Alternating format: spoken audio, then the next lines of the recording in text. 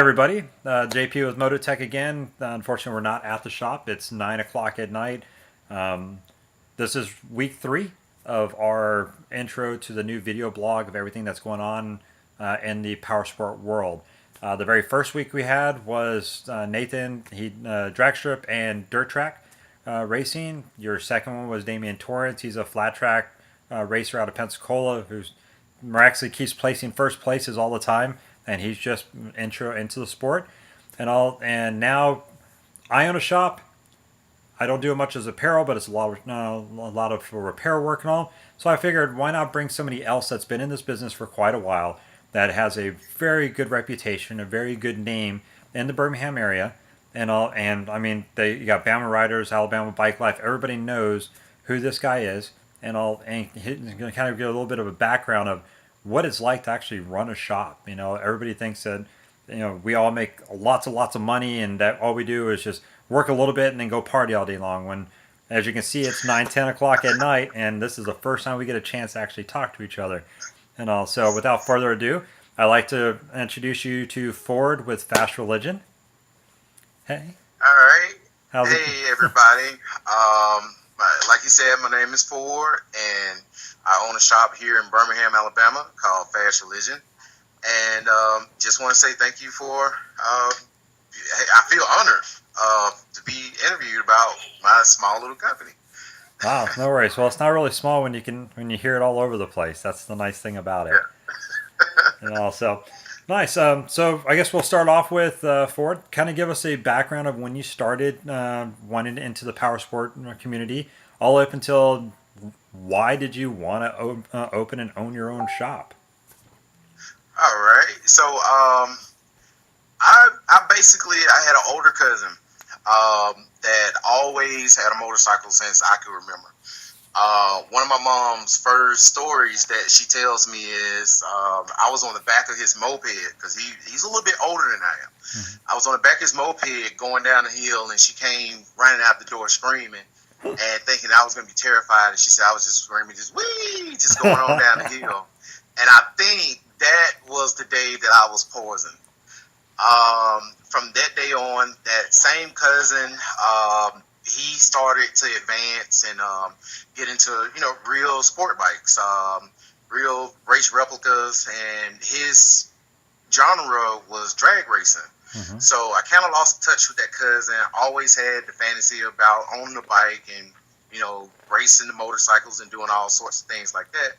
And it had never crossed my mind that I would end up working for that cousin. That same cousin ended up opening his own car repair shop, and he would do a little, couple bikes on the side. So what ended up happening was I ended up going to work for him, and then at this point, I still hadn't rode a motorcycle in my life. What ended up happening was the oh my God, I'm sorry, my train of thought caused my kids. That's all right. We all have kids. We know how that goes. Okay, all right. So, what ended up happening was I was his guy that drove the motorcycle back and forth to the track. I was the guy that whenever we set up races in Mexico, I was the guy that went out, got the bike, made sure that the policia were not around and different stuff like that. And those are just wild and crazy times. I do want to say, the street scene has kind of died down, and a lot of people are more track oriented. But let's fast forward a whole bunch of years later. Finally, I had been wanting a motorcycle, still had never rode one. And my wife up one day and said, why don't you go get one? And I was like, what kind of insurance policy did you take out on me? I know something had to been up with that. Oh, let's go get your motorcycle. So I had never rode one. I'm all on Craigslist looking. And I always loved the way R1s looked. Mm-hmm. And keep in mind, never rode a motorcycle a day in my life. What ended up happening was I found a motorcycle that was like dirt cheap. I went to this guy's house. Everybody had guns. It looked like a movie drug deal going down. That's just the way it looked. And it's guns everywhere. I got the money. The guy has the bike. The sitting up in a like field, like literally in a field. Wow. And it has like grass growing up around it, all kind of stuff. And I'm like, oh my God, this guy's trying to sell me this bike. This bike doesn't even work. He went over to the bike, fired it up, and I was in love instantly. And I was like, man, this is so awesome. But how am I going to test ride the bike? I don't even know how to ride a motorcycle. So I literally made this guy get on his own bike and test ride his own bike for me. He was doing wheelies. He was doing all kinds of things. And I was like, oh my God, this bike is shooting flames. And that was when I was young and I didn't know any better. So I'm like, oh, it's shooting flames. This is so awesome. He goes back to his place, and we're sitting there, and I hands him the money. You know, I'm just like, oh, here you go. And I'm like, okay, I got a motorcycle. What do I do? I got to get this bike home. And I didn't know anybody at the time that could come and get the bike, you know, for me. And you know what? I said, screw it. I jumped on the bike. I cranked it up. I stalled it like 5 or 6 times trying to pull out of his driveway. And the guy, I'll never forget the last words that he said to me. He said, don't let me hear about you dying in the news because you didn't took the bike and crashed, because you could obviously tell I didn't know what I was doing. Dude, I was like a fish to water. It was the most beautiful experience. My first time on a motorcycle, I got to get on a 1000, and it felt like I had been doing it my whole life. And I was able to ride that bike home. I took the freeway home. Never had rode a motorcycle a day in my life. And it was just incredible. And that's how I ended up getting on 2 wheels. So let's fast forward a little bit more. I had to telling you how I ended up opening the store. I ended up basically going to work for AT&T. I don't know if it's against policy or something to say where I work, but I used to work for AT&T, and I was very unhappy with my job. I made a lot of money, and I would go to work, and I would be unhappy every single day, and I didn't know why. And my wife was in the car one day, and she said, because I'm a salesman at heart. Right. I really and truly am. I love to sell stuff. My wife said, well, how are you going to sell stuff and you don't have anything to sell? And that's when it dawned on me. I was like, I'm such an idiot. I've been riding around for the last 2 years on the stuff that I could be selling. I love motorcycles. Why not sell motorcycle gear? And I'm the type of nerd that if you tell me like a Q3, Q3 is I'm gonna know all the track temps. Right. I'm gonna know what PSI surrounded it. I'm gonna know the compound on how that tire is made. I'm gonna try to find videos of them actually literally making the tire. I'm gonna watch professionals on that tire. I'm that type of nerd that reads the manual and learns everything. So I started getting a little bit more conscious, and I got lucky. The first gear that I bought came from a pawn shop, and I knew that I wanted to race, and I didn't know really what snail was, because with drag racing, nobody really cares that some of these tracks, if a helmet's snail approved or ECE approved, all they want to see is a dot sticker. Right. That has to change. But I knew I wanted to race, and I knew I needed a snail helmet, and I got lucky at a pawn shop, and I bought two used helmets, and they just so happened to be snail oriented. So I started doing more research into the helmets that I had, and they were HJC helmets. And I rode those helmets. I had those helmets. I ended up going and doing my first race. Bought a Joe Rocket suit, and I got to test out everything, like crash test everything. So I hit my head. I scuffed the jacket up. I tore a hole in the jacket from sliding and trying to support the bike, trying to keep my baby from flipping. Like, I've done so much to that gear, and that's why today Joe Rocket and HJC is a staple in my shop. You know, I sell other brands, but I'm mostly known as the Joe Rocket and HJC guy. So, what ended up happening, and I know I'm so long-winded, I apologize. That's all right. But she triggered me that day, and I said, you know what? I'm going to go and work for somebody that sells this stuff, and I went and applied for cycle gear, and I got the job, and I love it. And I know that you have a close partnership with them, Yeah. so I'm gonna be like No, no, very yeah. You're But fine. I'm gonna be very professional. I love the environment that they provided, for us as employees, working for their store. The music, the gear, even the training was fun. Mm-hmm. The only thing that I had to say was the the pushing the house brands. That was the only thing that I didn't like. Right. That Cycle Gear had, and that was my whole reason for opening my own store. I know that sounds like a petty reason to some people, No, but everybody the knows the type house of gear. brands, that they sold, they just weren't up to my par. That's as far as I'm gonna go with that. Right. But I said, I can't be here and sell this gear to people and go home and sleep at night. So I opened my own store, and I made more of a focus, and something I got in trouble for, and I'm probably gonna get in trouble with you right now. Oh. Talking so much. When a customer came in, I would delve and try to educate the hell out of them. Yes. Like, I wanted them walking away like, oh my God, I got so much, my head hurts. And I would be explaining everything on how the helmet process is, how the helmet making process is made all the way. And I would keep the customers engaged, and they would end up buying it, Right. But they'll be, tell me, oh, your quota is this amount, and we need you to sell this amount. And I'll be then, talk with maybe, a small number of clients that day, but I've been sold them expensive things. Right. So, long story short, now that I have my own place, you're going to be educated to hell and back. When you come in, even just for a pair of gloves, you're going to know what good, better, and best is. Mm-hmm. And that's also a concept that Cycle Gear helped me with.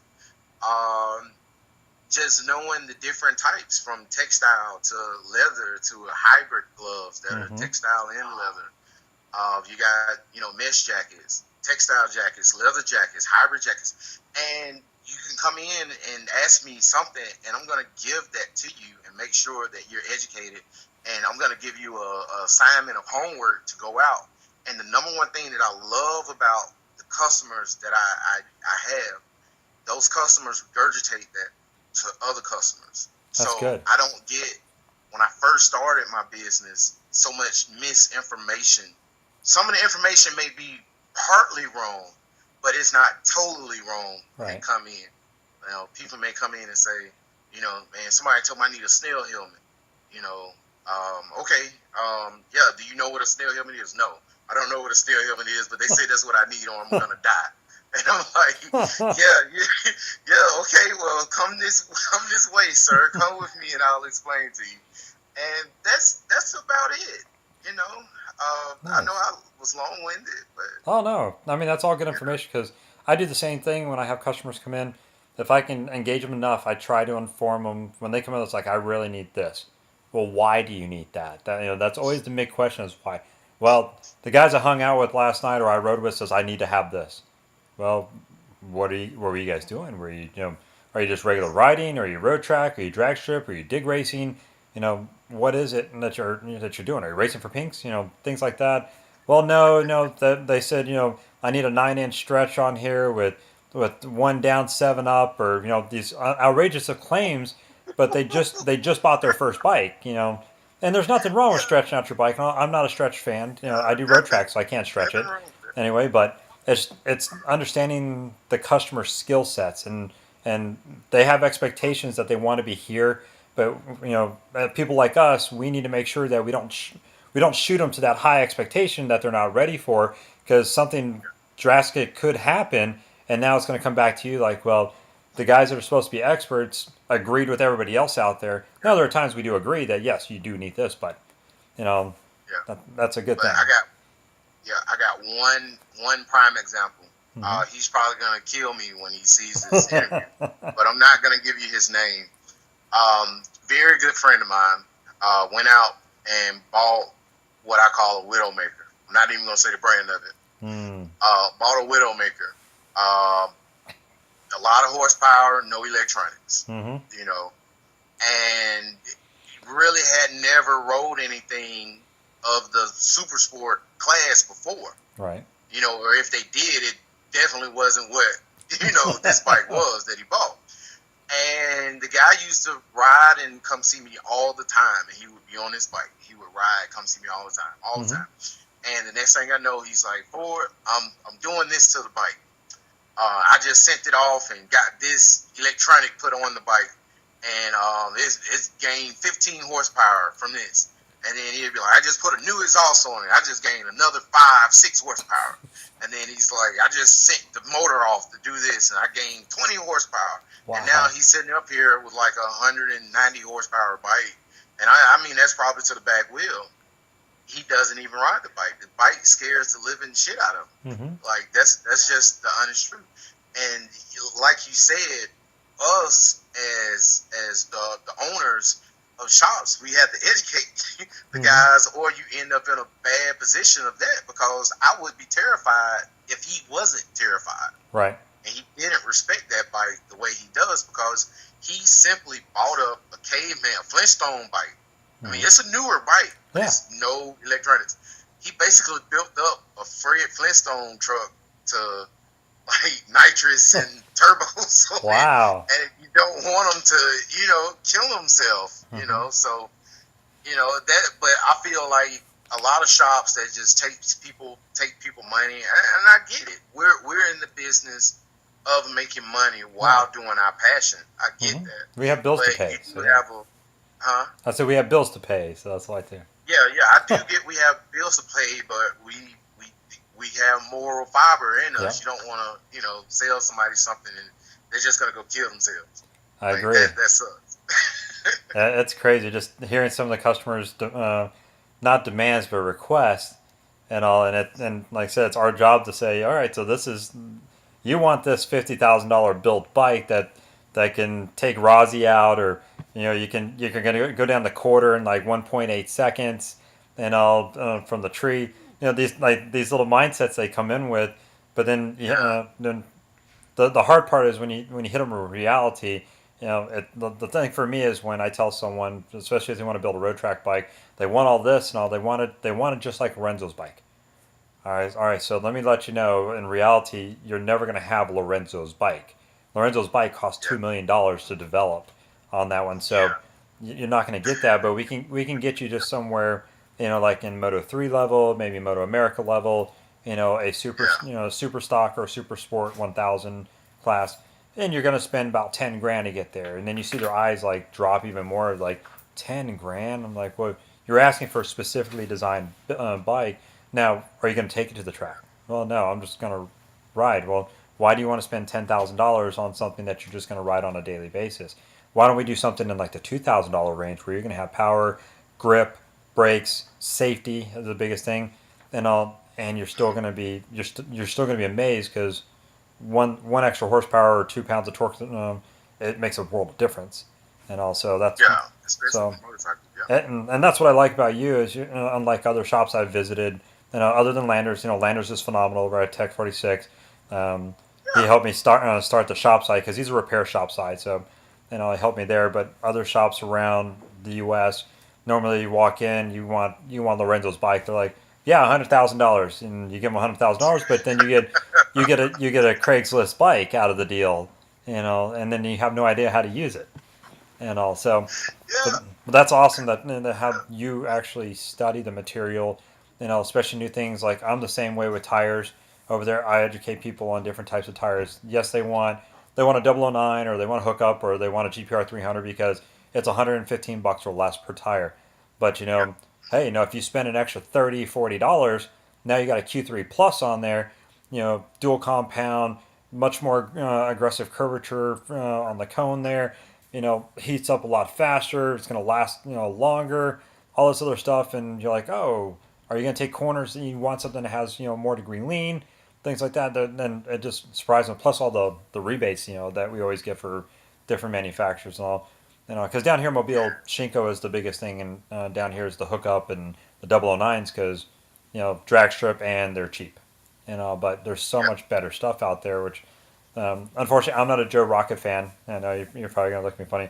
And That's fine. No. I'm an RST and I'm a Dainese fan just because I've worn it, I've crashed in it, and that's what a lot of people. If you guys listening onto us, I know this is going to be a much longer one than we normally do, but we as shop owners, we try to push brands that we know actually work because we've experienced it. If I'm going to sell you a boot, you know, I don't like Alpine Star tracksuits and all one pieces, but I love their Super Tech boots. I wrecked in mine at 80 miles an hour on a curve. Didn't I broke my ankle, but my boot held together enough to keep my ankle from snapping in half. So I'm a firm believer in that. My RST suit, Isleman TT racers, everyone, Guy Martin, all them, they all wear those. I wrecked in mine. That thing held up, like even the carbon fiber is still almost new in there, and that I went tumbling down. With you with the HJC and Joe Rock and all, you've had your experiences in it, but you know how effective that gear is. Yes, everything else Yeah. out there is great, but we know firsthand, and Yeah. that's a phenomenal idea there. So, you know, Yeah. let me ask a question. Since you own a shop, I know the headaches of owning a shop. I've been in business for a year and a half, and we're still progressing to year two, and we're opening up another location in Colorado Springs here in the next few months. Yep, a friend of mine's going to franchise one out there. Congratulations. Thank you. Yeah. But I tell people sometimes I try to inform some customers of the headaches of owning a shop, but they always look at us. Oh, you're the owner. You're supposed to have headaches, and that's why you make all this big money and all that. But let me ask you, as a shop owner that's been in existence for quite a while, and what kind of headaches do you have? That the customers don't understand or don't see. Oh, okay. Well, apparently, the number one headache that I do have is I'm supposed to be open Oh 24 yes, hours a day, 7 days a week, 365 days out of the year. that 2 o'clock in the morning phone call for a tire. Oh my god. Yeah, that is my ultra main headache that I get, and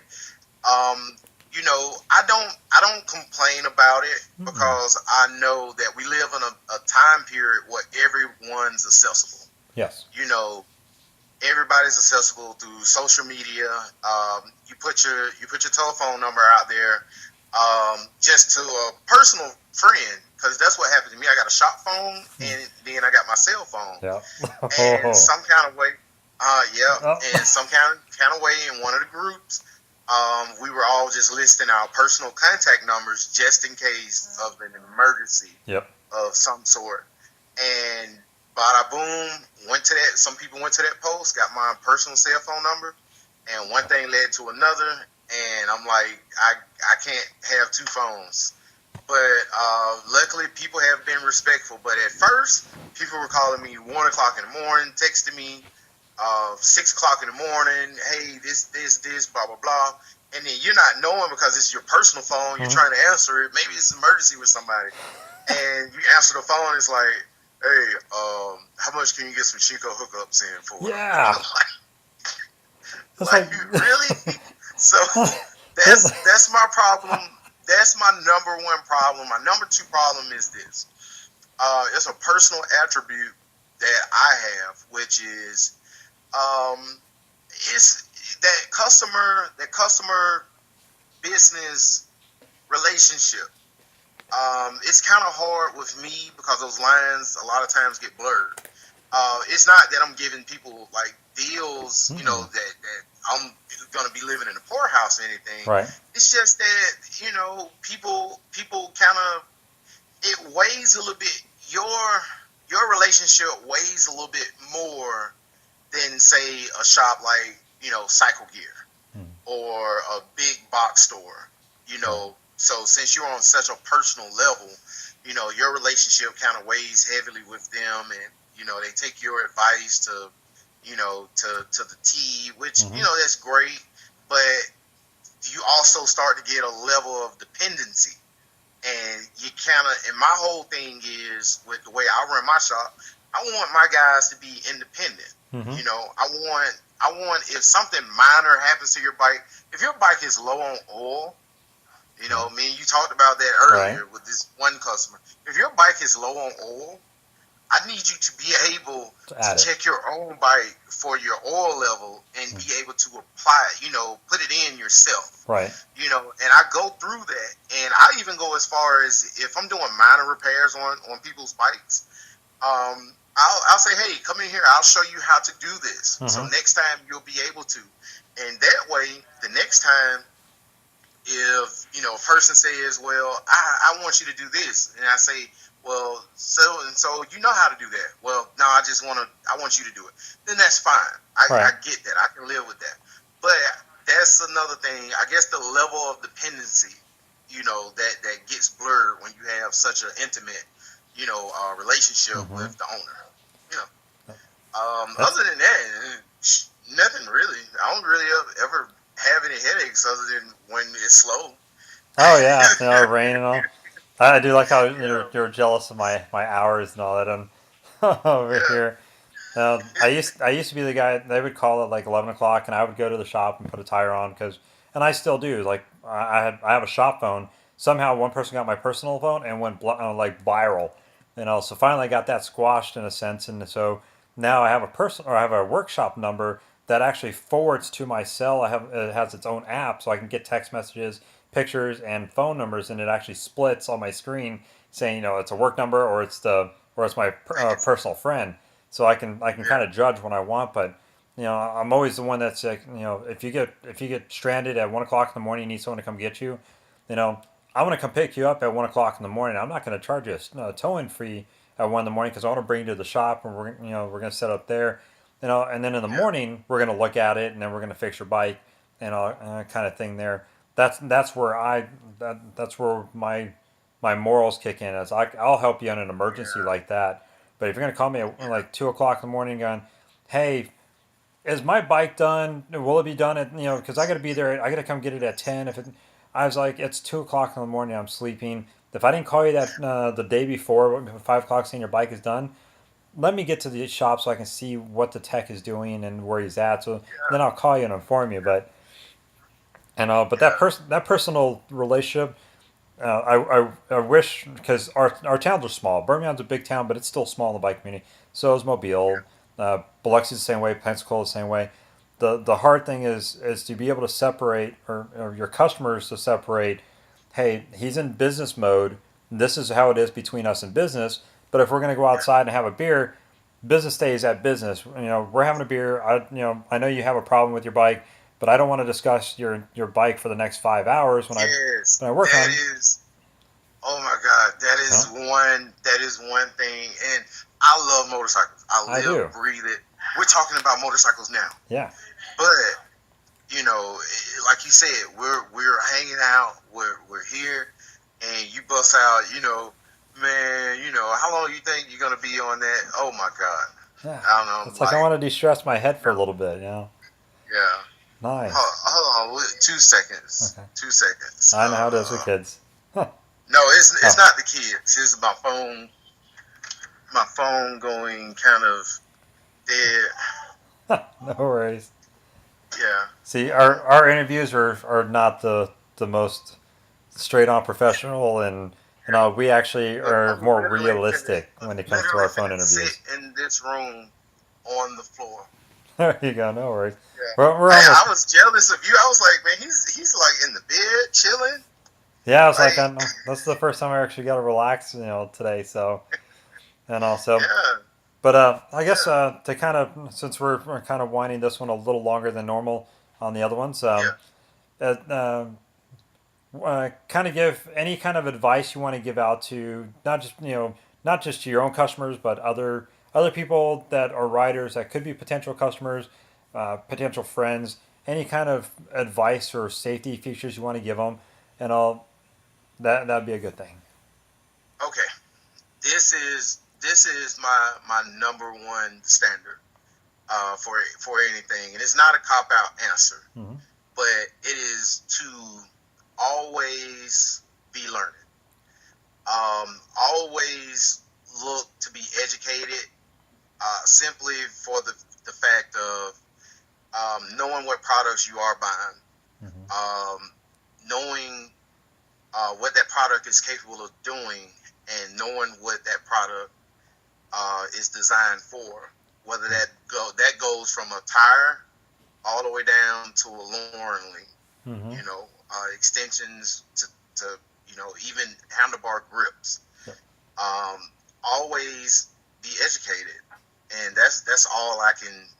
That's the number one key goal that I got, and it saddens me. I'm finna go on probably about 2 minutes. I promise you, we're gonna end it. It always saddens me when a person comes in and they do make references to their bike. You gave me an example when we were personally talking a minute ago about the guy having a bike that wasn't suited for his ergonomics. Mm-hmm. It saddens me to know that some customers out there don't know how to fix that ergonomic issue that they're having. And I'm always learning myself. I just literally got racing clip-ons for the first time in my life. I've been racing for a minute now, and I've always used stock clip-ons. When I broke them, they're super cheap. Whenever I've broke one, I've always just found another one for like $15 and threw it on there. Mm-hmm. But I finally got racing clip-ons for the first time, and I simply opened up the angle in which they're slanted back. Those 7-degree angles. Yep. Oh my God, the comfort difference when leaning changed dramatically. Mm-hmm. My body position snapped into place. It was no more fighting, and I'm catching cramps in my hips trying to do certain things.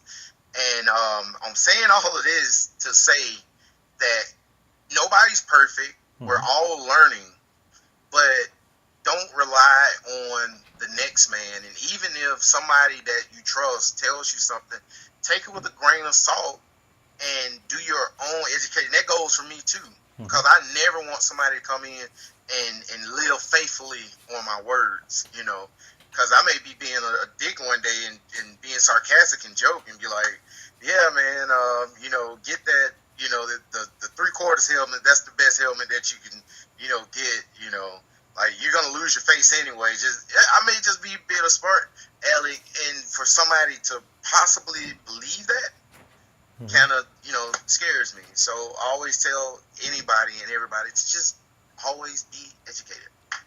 That's great. That's great advice there, and I really appreciate you spending time with us. If you don't mind, really quickly, just go ahead and reiterate the name of your company, your address, your phone number, best way to get a hold of you, and all that. All right, no problem. Again, my name is Ford. You can find me on Facebook as Fordrick Brundage. The name of my company is Fast Religion. And you could like our page. Somebody made a fake Fast Religion page. Oh, wow. It's dealing with cars. It's kind of funny how it came about. I already talked to the guy that owned that page, but it's the one that has about 4,000 likes. Go and like that page. And the telephone number to the shop is 205-447-8469. The number again is 205-447-8469, and call me for any apparel needs that you may have. And even if I don't carry that product, I'll point you in the right direction to get you the best deal on that product regardless. Awesome. Hey, great. I appreciate it so much. It's always nice to talk to another business owner that's in the same genre of things that we do, and gives customers a little bit better insight on who we are. Yeah. Awesome. Thanks so much, and we'll talk to you soon. Hey, Yes. I got an idea for you. It's gonna be kind of funny. When you talk to a big name team owner, as far as like racing goes, if you ever talk to a big name team owner, feel free to interview me again about being a team owner, because that's something that we didn't even. I can go on about that too. Being a team owner, that's a whole nother discussion. Nice. Well, that's a good idea. So I didn't even know that. So we will definitely make sure we get back to you when we do actual race teams. It's messing up. Oh, no worries. We got you back. And also, awesome. Thank you so much. Cheers, brother. Bye-bye.